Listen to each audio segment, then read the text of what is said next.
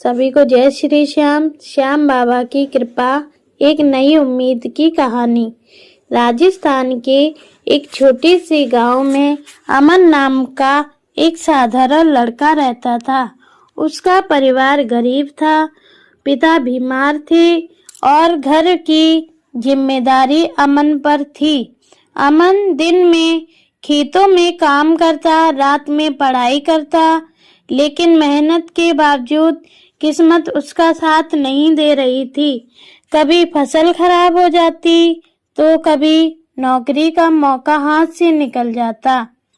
एक दिन निराश होकर अमन ने अपनी माँ से कहा, अब मुझसे नहीं होगा माँ, लगता है भगवान मुझसे नाराज है। माँ मुस्कुराई और बोली, बेटा खाटू चलेंगे। श्याम बाबा कभी अपने भक्तों को खाली हाथ नहीं लौटाते।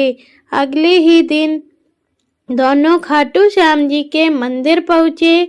लंबी कतार थी, तेज धूप थी, पैर थक चुके थे, लेकिन अमन के मन में बस एक ही नाम था, श्याम श्याम।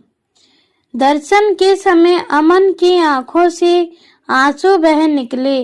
उसने मन ही मन कहा, बाबा कुछ नहीं चाहिए, बस मेरे पिता को ठीक कर दो और मुझे मेहनत का फल दे दो।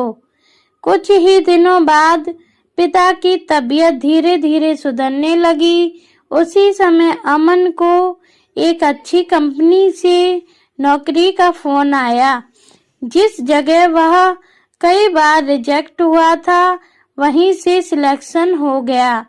समय बदला, घर में खुशहाली आई, बीमारी दूर हुई, सम्मान बढ़ा। 1 साल बाद अमन फिर से खाटू पहुंचा। इस बार दुख लेकर नहीं, धन्यवाद लेकर आया था। उसने बाबा से कहा, बाबा आपने मुझे गिनने नहीं दिया, आपने मेरे अंधेरे में रोशनी दी। तभी एक साधु ने मुस्कुराकर कहा, बेटा बाबा उन्हीं की मदद करते हैं जो हार नहीं मानते। अमन समझ